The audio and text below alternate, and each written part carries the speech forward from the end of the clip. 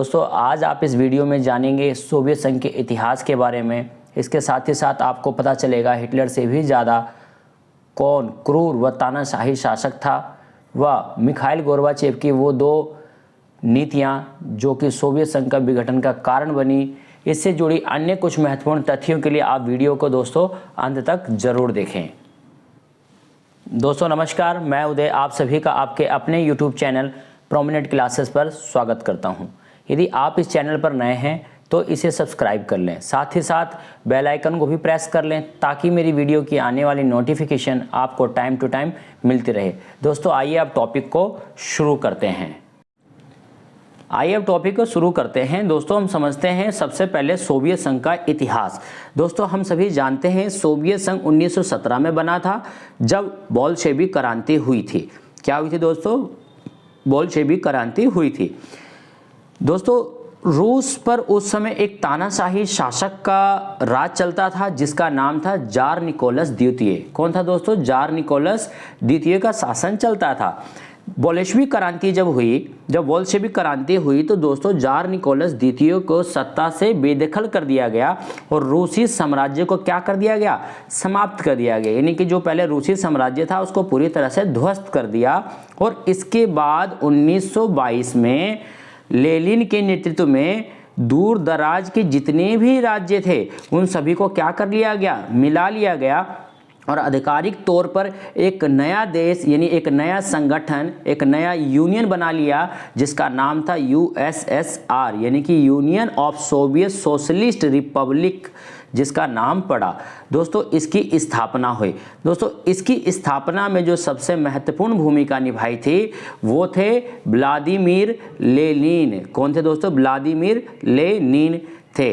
इन्होंने क्या करा? जार निकोलस द्वितीय की तानाशाही से अलग करके सोवियत संघ को लोकतंत्र बनाने की कोशिश करी, लेकिन तानाशाही की स्थापना वहां पर हो गई।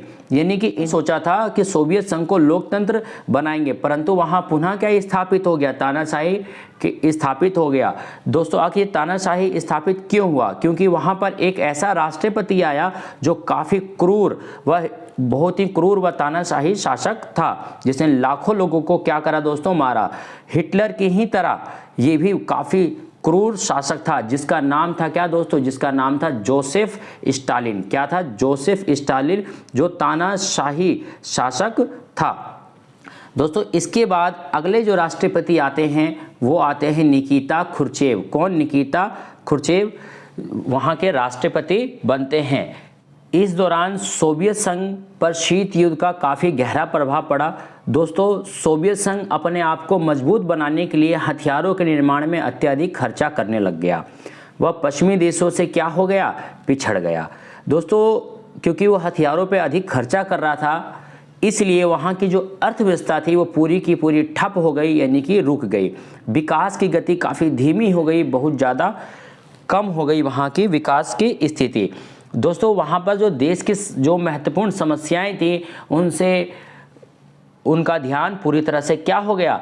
हट गया। दोस्तों इसके बाद ही अगले एक ऐसे राष्ट्रपति आते हैं जो कि पूरे सोवियत संघ की रूपरेखा को ही बदल दिया और जिसकी वजह से ही या आप कह सकते हैं इन्हीं की नीतियों के कारण सोवियत संघ का विघटन हुआ। तो वो राष्ट्रपति जो थे जिन्होंने अगले राष्ट्रपति निकिता खुर्चेव के बाद बने जिन्होंने कमान संभाली, उनका नाम था मिखाइल गोर्बाचेव। दोस्तों जब ये आए तो इन्होंने दो नई नीतियां लागू करी जिसमें पहली नीति थी ग्लासनोस्त जिसका अर्थ होता है खुलापन व दूसरी नीति पेरेस्ट्रोइका जिसका मतलब होता है पुनर्गठन। दोस्तों इन दो नीतियों की ही वजह से सोवियत संघ का क्या हुआ? विघटन हुआ। तो दोस्तों सोवियत संघ के विघटन के बारे में हम नेक्स्ट वीडियो में देखेंगे। फिलहाल के लिए हम ये जानते हैं कि आखिर ग्लासनोस्त और पेरेस्ट्रोइका का क्या सही अर्थ है। सबसे पहले हम बात करते हैं ग्लासनोस्त की। ग्लासनोस्त का मतलब होता है खुलापन। दोस्तों इसके अंतर्गत क्या करा? मिखाइल गोर्बाचेव ने जितने भी यानी कि कई सारे लेखकों की जो किताबें थी उन पर जो प्रतिबंध लगे हुए थे उन प्रतिबंधों को क्या कर दिया? उन्होंने हटा दिया। दोस्तों जब ये मिखाइल गोर्बाचेव आए तो उन्होंने क्या करा? प्रेस को पूरी तरह से स्वतंत्रता दे दी। इसके अंतर्गत क्या हुआ, न्यूज़पेपर व मीडिया को सरकार की नीतियों की आलोचना करने की पूरी स्वतंत्रता उन्होंने दे दी, जिससे क्या हुआ, एक प्रेस में वहाँ पर पूरी तरीके से क्रांति आ गई। दोस्तों अब हम बात करते हैं अगले मिखाइल गोर्बाचेव की नीति का, जिसका नाम था प्रेस्ट्रोइका। इसमें क्या हुआ दोस्तों, इसके अंतर्गत यानी कि प्रेस्ट्रोइका का जो मतलब होता है वैसे वो होता है पुनर्गठन। दोस्तों इस नीति के तहत मिखाइल गोर्बाचेव ने क्या करा, सरकार का जो नियंत्रण था सोवियत संघ के ऊपर उसको कम करना शुरू कर दिया, यानी कि सरकार के नियंत्रण को कम किया।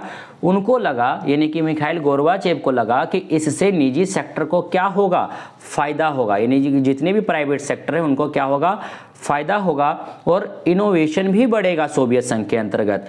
जब इनोवेशन बढ़ेगा तो आगे चलकर क्या होगा, विदेशी निवेश भी बढ़ेगा सोवियत संघ के अंदर।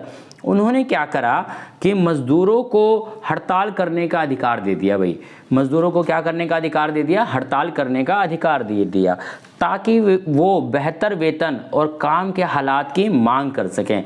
दोस्तों ये था आपका सोवियत संघ के इतिहास व मिखाइल गोर्बाचेव की दो नीति।